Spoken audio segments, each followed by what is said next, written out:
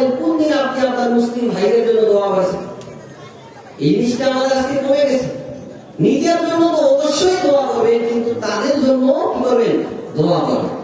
2 নম্বর যেটা বলবো সেটা হচ্ছে মাজলুম ব্যক্তির দোয়া। যারা অত্যাচারিত হয়, নির্যাতিত হয়, তাদের দোয়া আল্লাহ সুবহানাহু ওয়া তাআলা কবুল করেন। রাসূল সাল্লাল্লাহু আলাইহি ওয়াসাল্লাম বলেছেন যে সালাসাতুন দাওয়াতুন মুস্তাজাবাতুন, 3 শ্রেণীর ব্যক্তির দোয়া আল্লাহ সুবহানাহু ওয়া তাআলা কোনদিন ফেরত দেন না। কয় শ্রেণী? 3 শ্রেণী। আছে লা শাক্কুন ফিহিন্না, এতে কোনো সন্দেহ নেই যে দোয়া তাদের কবুল হবেই হবে। তার মধ্যে আল্লাহ সাল্লাল্লাহু আলাইহি ওয়াসাল্লাম বলেছেন দাওয়াতুল মাজলুম, মাজলুম ব্যক্তির দোয়া আল্লাহ সুবহানাহু ওয়া তাআলা কোনদিন কি করেন না? ফেরত দেন। এই কারণে মানুষের প্রতি জুলুম অত্যাচার করা থেকে কি থাকতে হবে? বিরত থাকতে হবে। আপনি জুলুম করবেন, আপনার ভাইয়ের প্রতি অত্যাচার করবেন, সে যদি আপনার জন্য দোয়া করলে এই দোয়াটা লিখে নেন। এই কারণে রাসূল সাল্লাল্লাহু আলাইহি ওয়াসাল্লাম বলেছেন আবুজারকে যে তুমি মাজলুম ব্যক্তির বদদোয়া থেকে বিরত থাকবে। কি বলেছিলেন? যে মাজলুম ব্যক্তির বদদোয়া থেকে বিরত থাকবে। ফাইন্নাহু লাইসা বাইনাহু ওয়া বাইনাল্লাহি হিজাব, কারণ মাজলুম ব্যক্তি আর আল্লাহর মাঝে কোনো পর্দা থাকে না, হিজাব থাকে না। বদদোয়া করলেই সমস্যা লেগে যায়। এই কারণে মানুষের প্রতি জুলুম করা থেকে কি হবে? বিরত থাকতে হবে। জুলুম অত্যাচার করে মানুষের সম্পদ কেড়ে নেবে, কোনো লাভ নেই। রাসূল সাল্লাল্লাহু আলাইহি ওয়াসাল্লাম বলেন যে মান আখাযা শিবরান মিন আরদি যুলমান ফাইন্নাহু ইয়াতাওয়াক্কাউ ইয়াওমাল কিয়ামাতি মিন সাব'i আযীম, কেউ যদি জুলুম অত্যাচার করে তার অত হাত জমি দখল করে, কিয়ামতের দিনে 7 কবর জমি আল্লাহ সুবহানাহু ওয়া তাআলা ঘাড়ে চাপিয়ে দিবে। বলবে এখন ধরে নাও, পারবে সেদিন? তাহলে চিন্তা করে সেদিন কি অবস্থা হবে। এই কারণে মাজলুমের বদদোয়া থেকে সবসময় কি করতে হবে? বিরত থাকতে হবে, কারণ তার দোয়া কবুল হবেই। রাসূল সাল্লাল্লাহু আলাইহি ওয়াসাল্লাম বলেছেন তার দোয়া কবুল হবেই হবে। এই কারণে কি করতে হবে? মাজলুমের বদদোয়া থেকে আমাদের বিরত থাকতে হবে। 3 নম্বর যেটা বলবো সেটা হচ্ছে সন্তানের জন্য বাবা মায়ের দোয়া।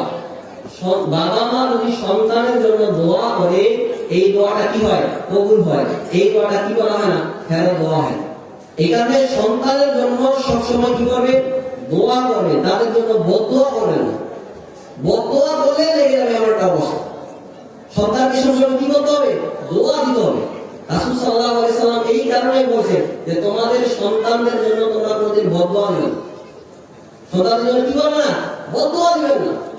এরপর 4 নম্বর যেটা বলবো সেটা হচ্ছে যে নেক সন্তানের দোয়া কবুল হয়। মিশকাতুল মাসাবির মধ্যে 3 অধ্যায় একটা হাদিস রয়েছে, এক ব্যক্তির জান্নাতের মর্যাদা বাড়তেই আছে।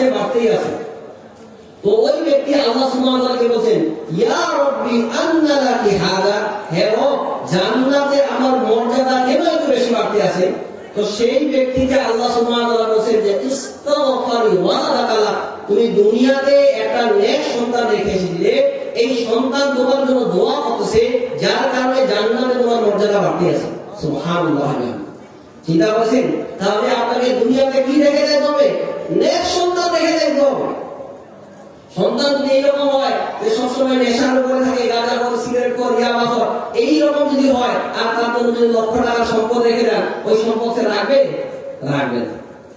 এই কারণে সম্মানিত উপস্থিতি, সন্তান নেক কিভাবে করা যায় এই জন্য আপনাকে বিয়ের আগে থেকে প্রস্তুতি নিতে হবে। আপনাকে একটা নেক স্ত্রী নিয়ে আসতে হবে বাসায়, তাহলে তো নেক সন্তান আসবে, তাই না? স্ত্রী যদি সৎ না হয়, নেক না হয়, সরে না হয়, তাহলে নেক সন্তান আশা করা যায়? আশা করা যায়। এই কারণে আল্লাহ রাসূল সাল্লাল্লাহু আলাইহি ওয়াসাল্লাম বিয়ে করতে বলেছেন 4টা জিনিস দেখে, লিমালিহা ওয়া লিজামালিহা ওয়া লিদিনহা। দিনদারিতা দেখতে বলেছেন আল্লাহ রাসূল সাল্লাল্লাহু আলাইহি ওয়াসাল্লাম বলেন ফাসফার বিযাতি দিন তারাবা গিয়াদা, তুমি দিনদারিতা দেখে কামিয়াবি হয় না হলে তোমার হাত ধুলায় ধুসন্ত হয় না, তোমার ধ্বংস। চিন্তা করছেন? এই কারণে দিনদার বিবাহের ক্ষেত্রে দিনদার নেককার স্ত্রীকে প্রাধান্য দেব। কিন্তু আমরা তার কত সম্পদ আছে, টাকা পয়সা, এগুলো আগে দিই।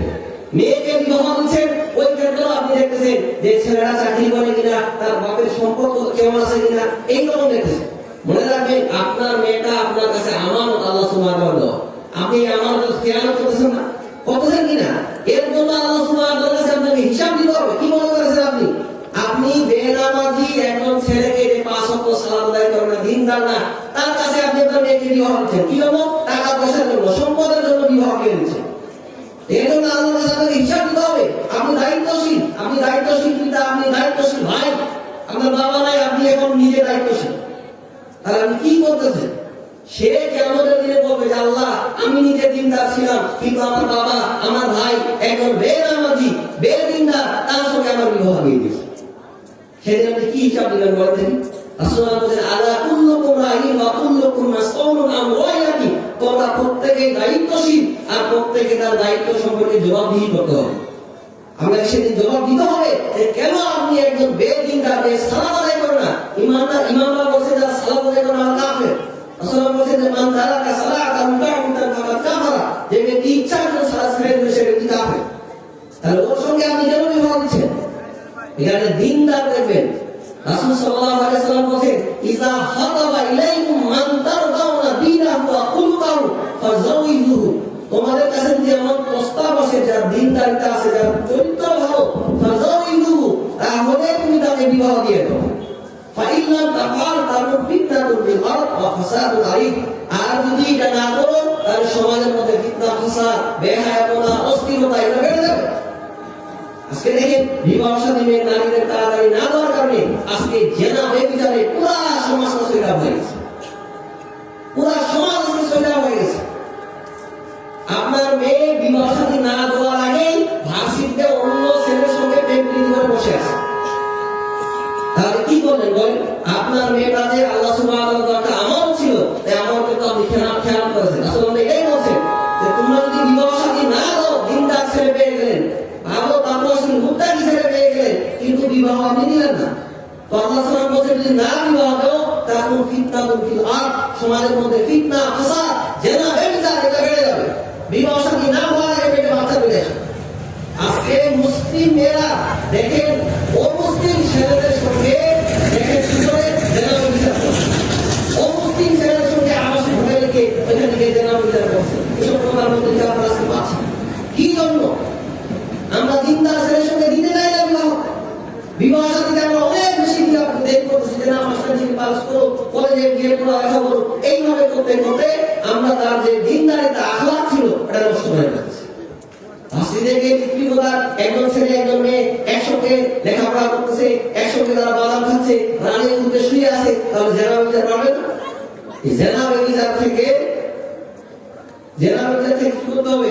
আমাদের দূরে থাকতে হবে, বিরত থাকতে হবে। সম্মানিত উপস্থিতি, এরপরে যা বলবো সম্মানিত উপস্থিতি সেটা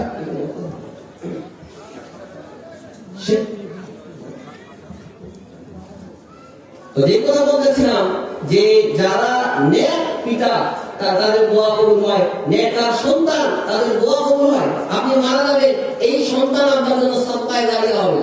সহিহ মুসলিমের হাদিস আল্লাহ সাল্লাল্লাহু আলাইহি ওয়াসাল্লাম বলেছেন ইযা মাতাল ইনসান ইন মুকাতা আনহু আমালু ইল্লা মিন সালাসা, একটা মানুষ যখন মারা যায় তার সব আমল বন্ধ হয়ে যায়। একজন মুসলিম যখন মারা যায় তার সব আমল বন্ধ হয়ে যায় ইল্লা মিন সালাসা, শুধু তিনটা জিনিস বাকি থাকে। ইল্লা মিন সাদাকাতিন জারিয়া আও ইলমিন ইনতাফাউ বিহি, এমন ইলম যার দ্বারা মানুষ উপকৃত হয়। সাদাকাতুন জারিয়া যদি কাজ করে যান তাহলে এটা সব আপনি পাইতে থাকবেন। আও ওয়ালাদিন সালিহিন ইয়াদুলা, একটা নেক সন্তান যদি আপনি দুনিয়াতে রেখেছেন, যাকে আপনি আলেম বানিয়েছেন, মুত্তাকি বানিয়েছেন, তাকওয়াশী বানিয়েছেন, যার চরিত্র ভালো, সে আপনার জন্য দোয়া করতেছে। এই সন্তান যতদিন আপনার জন্য দোয়া করবে আপনার উপরে নেকি লেগে থাকবে। তাহলে নেক সন্তান যা বানানোর দরকার আছে কিনা? অবশ্যই মানা দরকার আছে। আজকে দেখেন এখানে তাফসীর কোরআন সুন্নাহ মাদ্রাসায় যে সকল বাচ্চারা ছোট ছোট পড়ালেখা করছে, যাদের বাবা মা এখানে ভর্তি করে দিয়েছে, হয়তো একদিন তারা থাকবে না, কিন্তু আপনার সন্তানটা আলেম হবে, দিনদার হবে, সে যখন আপনার জন্য দোয়া করবে এর নেকি আপনি পাইতে থাকবেন। তাকে আপনি সালাত শিক্ষা দিয়েছেন, সিয়াম শিক্ষা দিয়েছেন, এর নেকি আপনি পাইতে থাকবেন। এই কারণে আমি একটা কথা বারবার বলি যে সন্তানের প্রথম শিক্ষক হচ্ছেন আপনি। আপনি তাকে সালাতের শিক্ষা দেন, কিভাবে উযু করতে হয় এর শিক্ষা দেন, কিভাবে সিয়াম থাকতে হয় এর শিক্ষা দেন। কারণ আপনি প্রধান শিক্ষক, আপনি প্রথম শিক্ষক। আপনি তাকে শিক্ষা দিয়েছেন এই মর্মে সে যতদিন উযু করবে, যতদিন সালাত আদায় করবে, যতদিন সিয়াম পালন করবে, দান সাদকা করবে, এক ভাগ করে নেকি আপনি এমনিতেই পাইতে থাকবেন।